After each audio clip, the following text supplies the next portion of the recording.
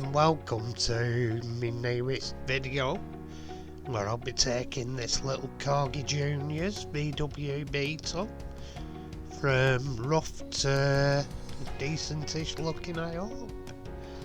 And there's two versions of the Corgi whizzwheels Beetle. One's slightly larger and this one's the one that's the tinier one. I suspect different scales. Anyway, let's get ready and go. And here we have the car being stripped.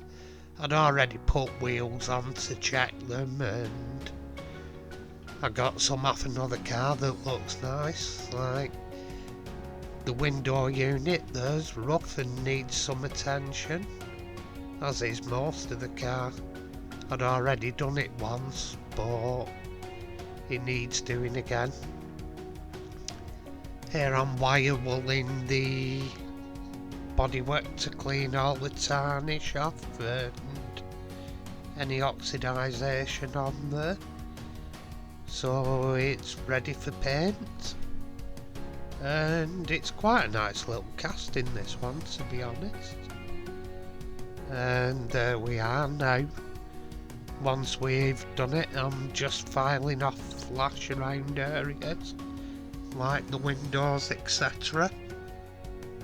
And here we have the window unit, and I'm sewing the beacon off because it's no longer going to be a police car, it's going to be a custom. So I had to also fill in the hole on the roof where the beacon went through. And this glazing unit isn't one of the best, it's full of cracks and everything, but I don't think they're readily available, and I was seeing if I can save it. And just sanding where the beacon was to flatten it down, and also around the window areas. And here I'm using my Dremel to buff it up. I'm using it first with some water soap, and then I use some vehicle wax polish for the body, and came up fairly nice. There's still the cracks in it, but they're livable with. They're not overly bad once it's together, because it's a very small casting. And here I've put the body into primer, ready for a colour coat. And here I'm using nail varnishes. Just lately I've decided to use nail varnishes. They're like a cellulose paint. They're fairly thick, and what I've noticed with some of them, once they thin down, they're more like candy. So I may start putting silvers under them before I start putting them on, or in the case of red I could even put gold underneath to make it a warmer colour. And this technique, I've used it for years with models and cars and everything. Just bit of blue tack on the end of a pen, hold it and it lets you flick it around for spraying. It's quite a good method, holds them on as long as the part's light. Makes it easy to flick round for spraying, and it keeps it away from your hands. Only thing is, I have a drawer full of biros, all different colours of overspray. And there I'm filling my paint pot on the brush. And here you can see my test spraying rig, an old Earthix Heinkel 111. Serves okay for just spraying on and checking your airbrush is okay before going to your workpiece. And I'm just putting down a first tack coat layer to give me a nice starting point.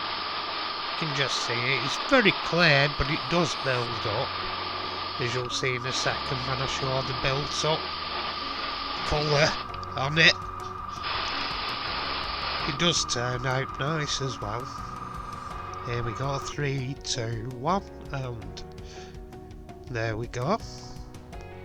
It's quite nice. I also used a bit of a sparkly silver metal flake over the top of it, which you can't really see in videos. It's very subtle, but it looks good. And here I'm putting on some of my plastic coat lacquer. It gives an almost wet look. It does look nice. It's only cheap as well. I got it from, I'm trying to think, is it Home Bargains? I think it's possibly Home Bag. Not Home Bag, I can't think of the name now. But it's one of the cheap stores. And here I'm painting the interior. I'm doing it. It's actually a Vallejo colour, that. And it's black grey, I think it's called. It's like a charcoal colour, if you will, for carpets. Does a nice job anyway, so I use it for carpets and tyres, because tyres aren't black usually. I also have the Vallejo rubber colour. Like, you've got light rubber and dark rubber to do tyres. I think really it's a little bit on the light colour. So I'd use black grey sometimes for tyres, then dry brush it with a dark rubber and light rubber. And here, I thought this was an antique gold colour off Umbro, and I opened it and discovered it was a clear orange. So it may well be, it's actually a cellulose. It's one you've got to watch with Umbro, the clear colours, because the clear colours you think they're enamels and they're actually a cellulose. And this one, it's a 19 dot whatever tin of Earthix antique gold, and I'm using it for the wheels. Go with the red body colour. I've always found gold wheels goes lovely with a red body colour, as does the beige interior. I did beige interior, goes beautiful with dark red metallic cars. It just looks lush. The three colours together work. And God, my hands are like St. Vitus dance nowadays.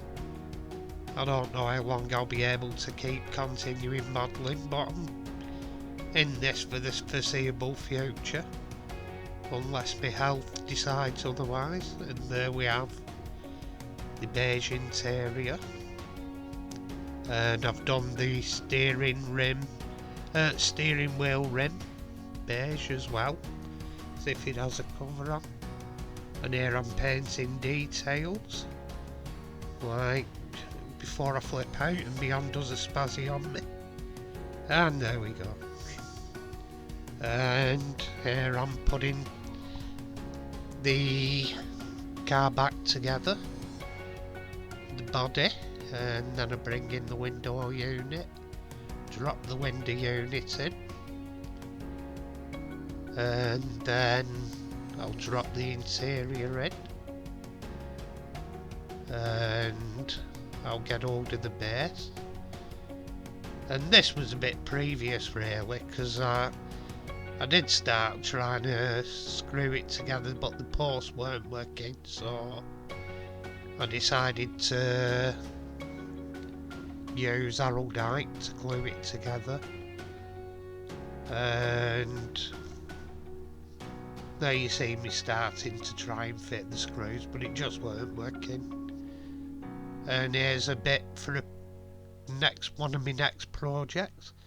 I used to work as a dog warden for my local council in 1990. So I'm actually building my van. It's a long going project, but it's coming to fruition now. I've set up for making my own decals, and it'll only be a video short, but I'll show the results, and it's going to be a nice, and I'm liking it. I've done a very well, it does look very much like the old van, so that's a coming up one.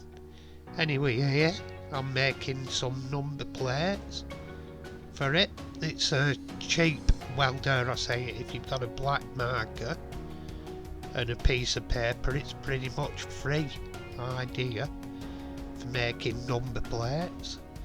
Obviously they don't have to be black if you're in different countries. You can do yellows, blues, stuff like that, just so long as it stands out as a plate.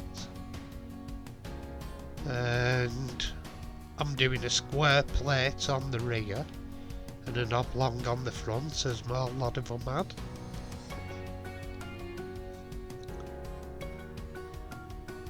And there we are, there they are cut out, ready to go on, and looking the part really. Get your big hand out the way. Anyway, there we go. I'm waiting and waiting and waiting, and there we go. I should change over in a minute. It has, excuse me, sorry. Just push the plates out of the way, because this bit I ended up showing me gluing it together rather than the screwing it together.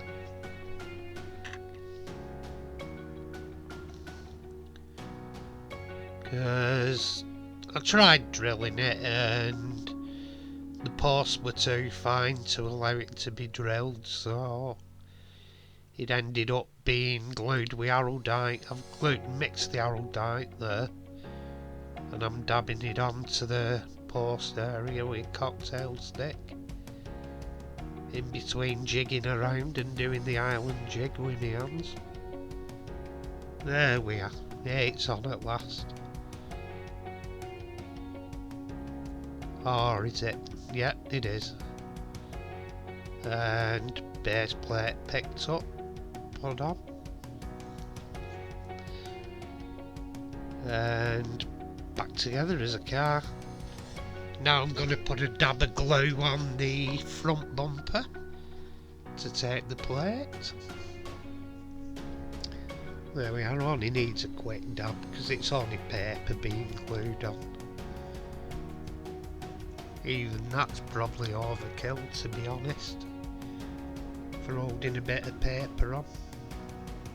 There we go. Stop still long enough to get it on, instead of having it on an eyebrow or something. And there we go. It's on. And next thing we need to do is turn it round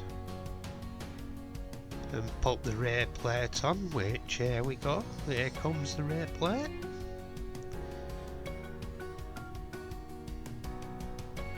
And the rear plate can go on. And there we go, and here's the final reveal. Looking very sumptuous. That's a long word for me today.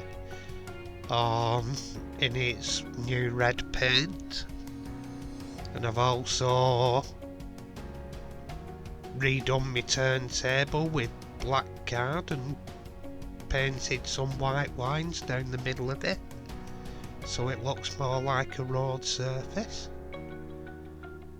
A bit more appropriate really. I might get another one with a mirrored finish, so I have two alternatives. And I'm thinking of getting a bigger one because some of the larger cars are overhanging. But anyway, it's looking resplendent in its new red custom paint and gold wheels, and with a few details painted on it and plates put on. It looks the business, I feel. And it's been quite an enjoyable little build, to be honest. one I've enjoyed doing. I've done the boot badge. They used to have 1300, 1600, I think, whatever engine sizes they were. And there we go. Anyway, hope you've enjoyed, and if you have, feel free to hit subscribe, and even better, hit the bell for notifications.